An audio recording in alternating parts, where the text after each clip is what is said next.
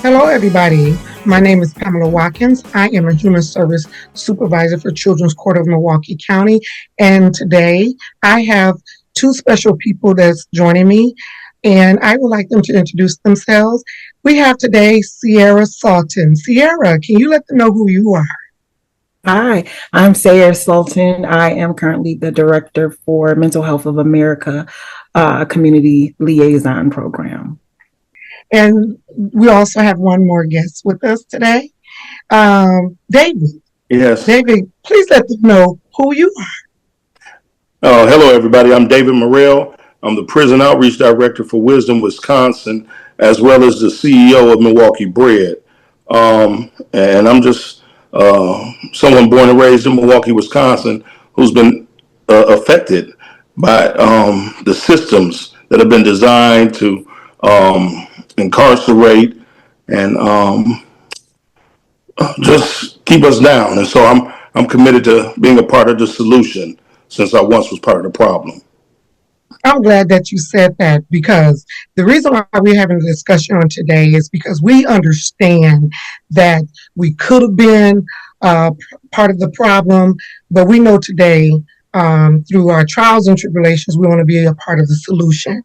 And the reason why Youth and Adult Justice Resource Program is so important is because we are aiming to reduce recidivism right here with our at risk youth and adults by providing the necessary resources, support, prevention that they need so that they can also be a solution right there in their community. We oftentimes understand that they lack a lot of resources and skills, to be relevant, to make change in their life. And so we see on the news day in and out that those numbers are climbing right there in our community with our black and brown children.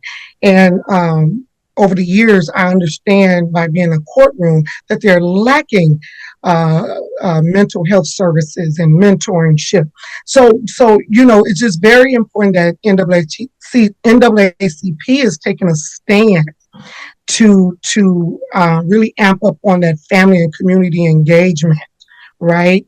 And to monitor how we are providing services to them. And so that's our task, that's our assignment, right? Just to be present, to guide them through this process. You know, sometimes families are scared to ask for help because they're so often looked down on. And that's not the message that we want to send to our community, right? We want to be out there and be right in the trenches with them to lead them to that support that they need and to follow through as well. And so, with that being said, we know that there is a lot of vocational training that needs to be had out there, restorative justice, because here's the thing, we're not just servicing kids or adults that have been in the system, family is a unit. And we need to make sure everybody can receive services. What I love about Milwaukee County, they have adopted the no wrong door approach, which means that if somebody come to you and they're looking for help, we no longer can say we don't know. We need to have an answer, right? And so I would like to take this time to yield the opportunity for Sierra to tap into what she can provide in her expertise and what she has seen, that is lacking. And we know she's a trailblazer in this area. So I would like her to also talk about what she can offer and the resources that's out there for our families because they definitely need somebody to help them journey through mental health. Sierra, can you let us know more information about that? Yes, so I am a licensed behavioral health clinician, and I specialize in both mental health and substance use addiction, an array of other things. And so, in that work, I've worked in just about every area you can think of, from education to higher education, elementary, hospitals, medical clinics, halfway houses, jails, anywhere in the system. I have seen it, and what I've seen is scaring me. and our people of color are not getting the help they need. And some of the things, the barriers are not even knowing what to ask for. And so there's a lot of lack of education on mental health. There's a stigma on mental health. There's a difference between mental health and mental illness. We all have mental health, just like your body has physical health. You have mental health. Everybody's not mentally ill, but that does not mean your mental health cannot be impacted. And so in Milwaukee alone, we have a very scary number of about 59% of students, Black students, reported feeling anxious, depressed, or suicidal. Here's the thing, that's only who's reported. Our Milwaukee's demographics has a high speed of rising Black suicide amongst youth. It is scary because a lot of people think that's just an action. Suicide is actually an illness, and it starts from chronic clinical depression, which will lead into those thoughts. The brain is telling them to end their life. That's not what they actually want to do. But when you go untreated, when your mental illness goes untreated, it will most definitely lead to hurting yourself or hurting others. And so what that looks like in the Black community is typically it looks like you just see the crime. And that's actually a behavior. And so calling it behavioral health and impacted. When you see people committing crimes, there's something going on there, because a healthy, stable mind would not operate in that manner. But people of color, they get charged instead of getting treated. And so this is very, very dear and near to my heart.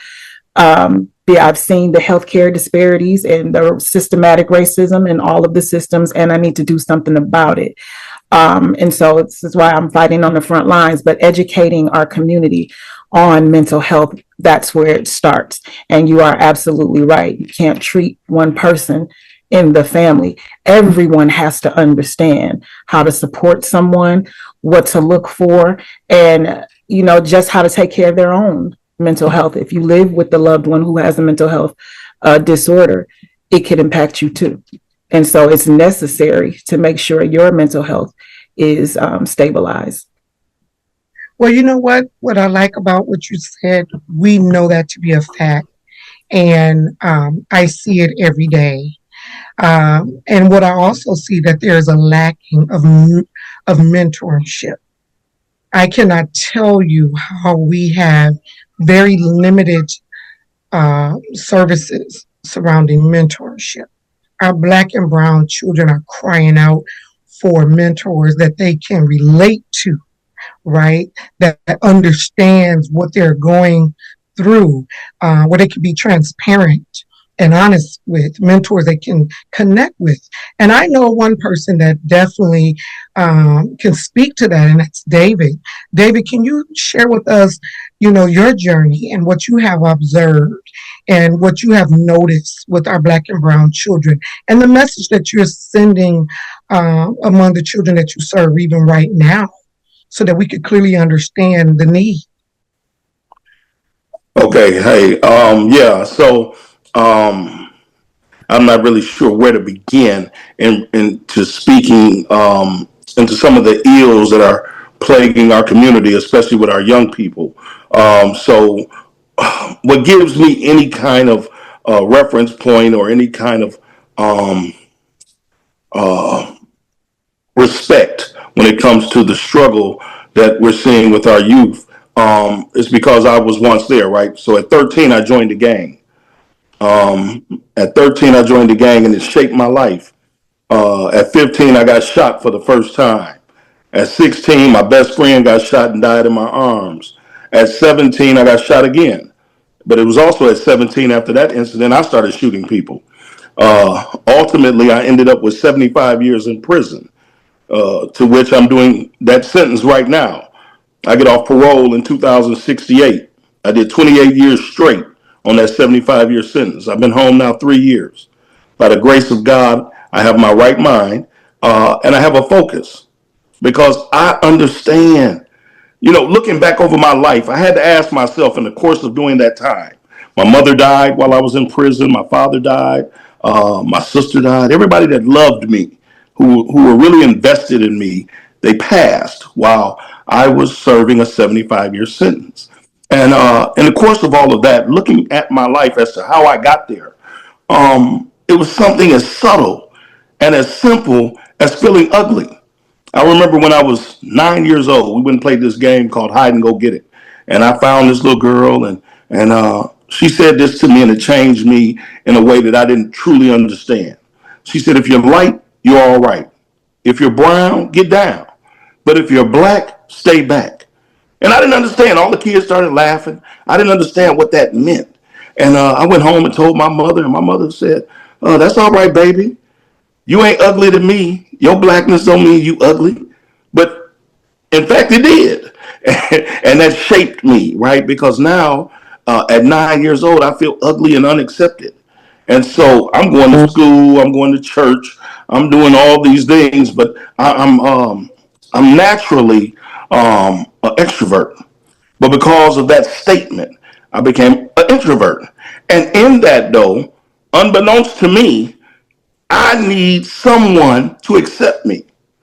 And so playing basketball, I got pretty good at it. And in the course of playing basketball, I came in contact with these gang members who took a liking to me and accepted me. And that changed everything. Their acceptance, not the acceptance of the pastor at the church, my grandmama, and anybody else, the acceptance of these other kids, my peers, even though they were doing everything wrong. And I knew they were doing wrong, but I didn't care. The fact that they accepted me was more than enough, right? And so I began to do everything they did, steal cars, snatch purses, and I just fell into a trap. And a lot of our kids right now have fallen into a trap simply because they want to be accepted, right? And don't get me wrong, once you get caught up in that trap, it becomes fun. I don't care what y'all say, seeing is fun. Crime, right? And we didn't look at it as crime, we were just surviving. But So, it was fun. So, excuse so me. what you're saying is that our generation that we're seeing right now with the carjacking and the armed robberies and the shootings that we see, these young kids are looking for gratification in all the wrong places. Well, And so now they need to be connected to someone that can show them some real pro social skills and relationships to offset what they've been groomed to do. right. We don't want these kids to have to get 75 years in prison before they wake up, right? Before they realize that they're wasting their lives. So that's the beauty of me going the journey God has allowed me to go, is that if they'll listen, right? And I'm them, they're me, right? So for me and the mentorship work that me and my friends do is personal, right? I don't want these kids going the way I went. And so we try to pour into them the best we can. But more than anything, I really get them to realize I'm them, right? And if they don't want to waste 30 years of their lives, then they need to listen now. And so here's the piece to that. I'm glad you said it that way, because that's what society will see is the crime. But here's what I know. One thing about it, it takes 21 days to create a habit. And if you are constantly doing something, it becomes habitual behavior. Now, when you talk about people of color, youth, and where we grew up, and that constant, you saw that crime unfortunately created a rush. So, for instance, for David, who felt unseen and unloved and unappreciated as a darker skinned young boy, those feelings of hurt, he was not aware that his feelings got hurt. And so feelings got hurt now I turn into something that makes me feel seen, makes me feel some power, makes people respect me. That becomes a habit. And also trying to survive. We are mostly, a lot of Black people are raised to survive. And sometimes we lack the nurturing piece because we want you to be safe. And that behavior stimulated what we were taught is beating to behave, punishing you to do right. And we know where all of that came from, right? But however, we didn't talk about the mental health piece of that. So we grew up with beatings, whoopings. The intention was not to hurt just because I don't like you. The intention was to make you hurt so you don't want to do this again. That is habitual. What do we learn? Hurting people will make them listen. Now, the other piece, living in poverty. What a lot of people don't know is poverty is actually a mental health condition. Look it up. They don't tell you this, though. One of the reasons is why, because you don't have what you need. You don't even have your basic essentials. So now you go into survival mode. And if you come from a certain area like I've come from, the motto is eat or get ate. And those of us who are still alive had to eat. And that's what that looks like. And that's where the mental health gets impacted of how you operate. And it becomes habitual and you get rewarded for them. And the reward system in the brain likes that pleasure. So NAACP is willing to make a stand, to connect, to educate, to provide a service to our community. And like you said before, if they're willing to receive the help, we're willing to put in the work. And that's going to look different for each individual, for each household, right? And so this is why it's so important for us to get the message out there on various platforms so that people can understand you don't have to journey this by yourself. You don't. That used to be a thing, but right now it's not a thing anymore. And I think that's the purpose of us sharing today, and letting people know from different areas of our expertise how we can decrease the lack of not knowing from a mental health, mentor, and juvenile justice and adult justice stand. The things that you don't know, no longer can you say, I don't know. Now you do know. And just having all those resources out there on our website so that people can know where to call and get help from. I think it's going to be real major because we have to start somewhere. We have to start somewhere. Sorry. Go ahead. Tying in all these things together, what will look different from our standpoint than anybody else's, we are going to walk them through life. Understanding why help is necessary changes the thought of thinking if you are willing to get help.